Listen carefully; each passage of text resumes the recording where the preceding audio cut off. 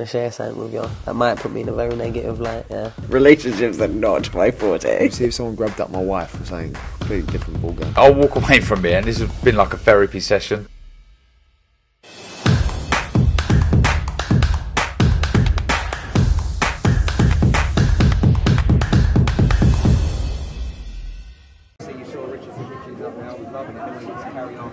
Bound guard, there's going to be a great fight. The main event's going to be a thriller. Great fights with Ramla Ali, Sky Nicholson. You know, you've got Yankee Riviera, you've got Harley Medeiros, you've got Aaron Aponte as well. So a great night of action on Saturday. It's almost impossible to say, but is this fight more significant for Amanda as opposed to the Katie Taylor? You know what? I looked at Erica Cruz up there. I think she's ice cold. And I'm a bit worried for Amanda Serrano in this fight. And actually, as much as I want Taylor Serrano 2 to happen, Erica Cruz is our fighter.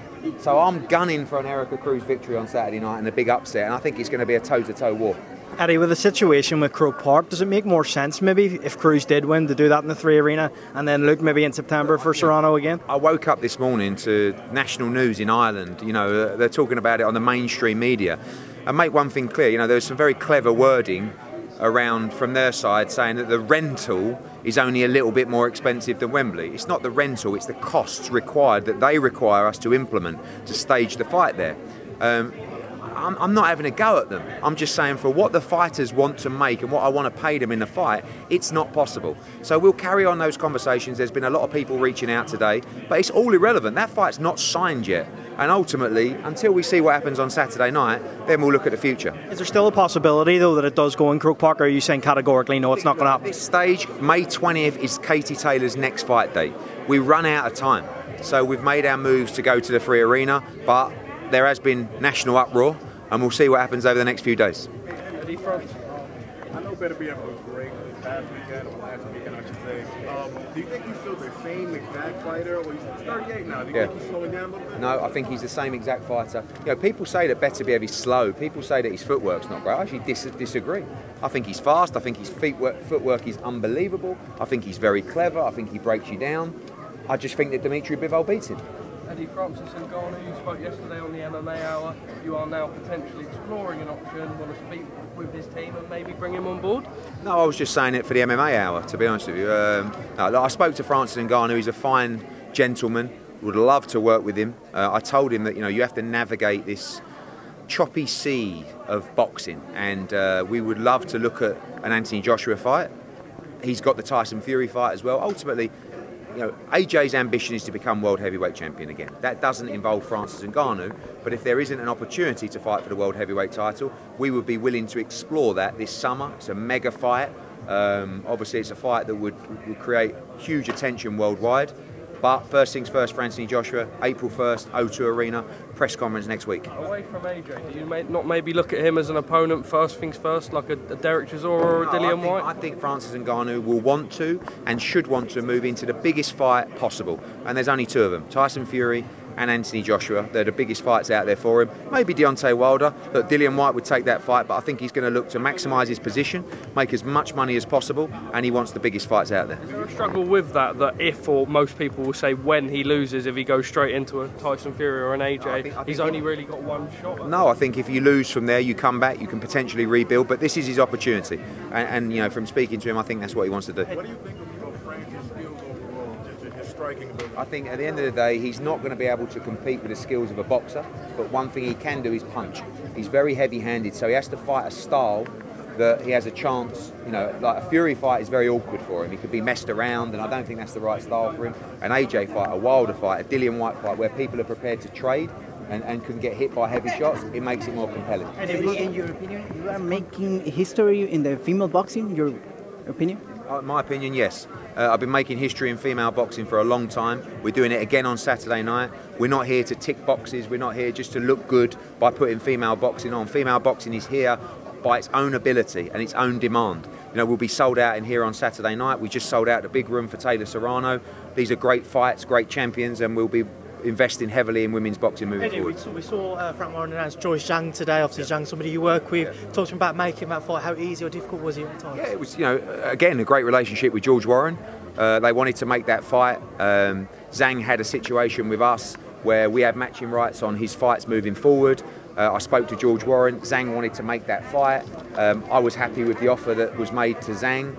Me and George got the final bits over the line. I think he's a really good fight. This seems to be, for Zhang at least, a much more of a win-win scenario for him. If he wins, he beats somebody in Joyce, who everybody sees as a top 5 heavyweight, and cements himself back in there, whereas Joyce, not necessarily the same, but where does Zhang go if he's successful?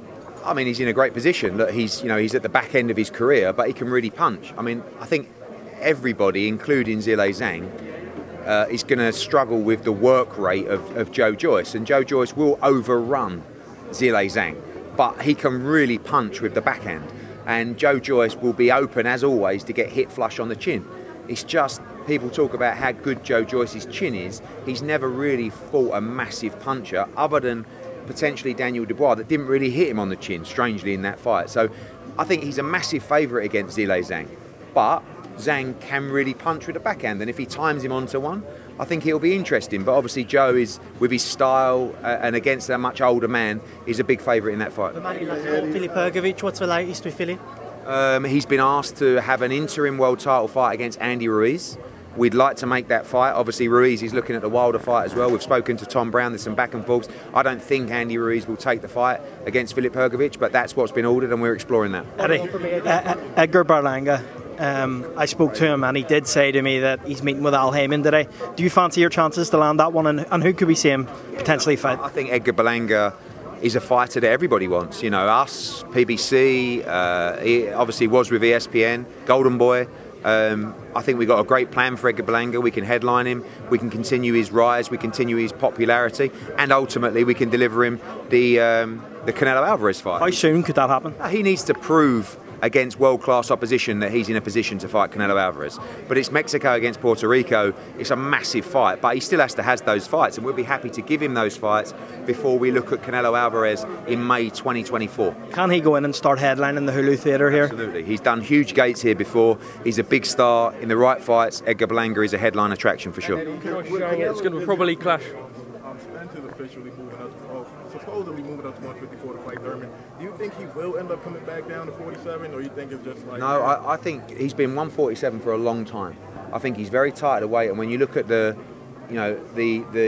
mileage on Errol Spence through the accident, through the eye operation and stuff like that, it's just going to be harder for him to start making weight. I don't know him personally, so I can't tell you, but I believe, I remember seeing him in Sheffield when he made 47, which was years ago, and I'm surprised he's still there. Respect to him and the way that obviously he makes that weight, but I see him moving up, and I guess 154 is his future.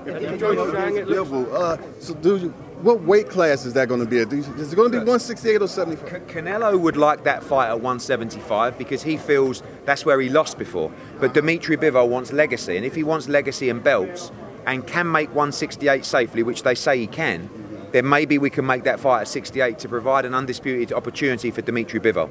But if you ask Canelo Alvarez, he would say probably 175 because that's where I lost. I don't want people to think that I've brought him down. This is not Canelo Alvarez saying bring him down to 168. This is just a way to maybe make the fight to give Dimitri Bivol more opportunity at legacy. Kelly was come out today and admitted, obviously, the video of him taking cocaine was himself, and he apologised to his family and friends. Just your views and opinions on that, and what we can do as a support to help fighters post-boxing.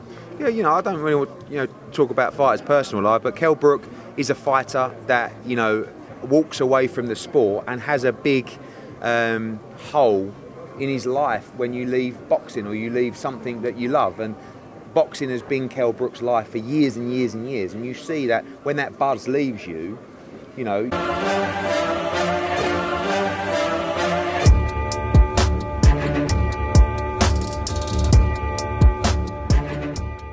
I'm going to share something with you. That might put me in a very negative light, yeah. Relationships are not my forte. See if someone grabbed up my wife or something, completely different ballgame. I'll walk away from it, and this has been like a therapy session.